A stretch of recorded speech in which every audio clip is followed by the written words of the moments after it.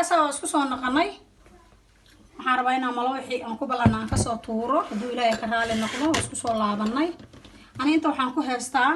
3 galaas oo bur aan ku heystaa kulli aad qiyaastada adiga taqaanid oo walba jikadeeda ayada fahmeyso aniga waxaan rabaa inaan maaragtay aan ka soo tuuro malo wax caruurta insha Allah haduu ilaahay ka raali noqdo iskaga maaragtay caruurta ay iskaga casheeyaan ayaga haduu ilaahay ka raali noqdo inta waxaan ku heysanaa 2 xabo ukuna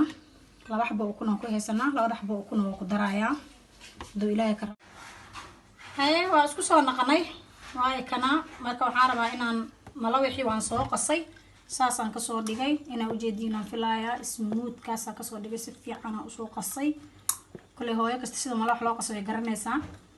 waa kaas marka insha Allah waxaan rabaa marka inaan dubo haduu ilaahay ka raali noqdo bismillah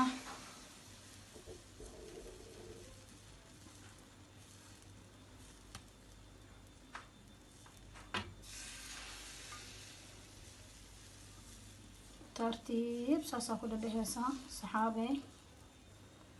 deeqaandadaada xoogaa yar tahay saasa ugu miimiisaysaa kankaana waa isla jimeene markaas saas usoo dubto oo saas tartiib ugu soo shushubto qaandadaas saas ku dhadhaysaa siduu si dhan uu iskula ekaado saasa soo dhahaysaa saas markaa soo dhahdo waa soo daboolanaysaa shiidada baxday waxaan rajeynayaa inaan si fiican ugu jeediin waa kaas uga soo tuur waayo ciyaalka ma fahanti waa kaas saxaabe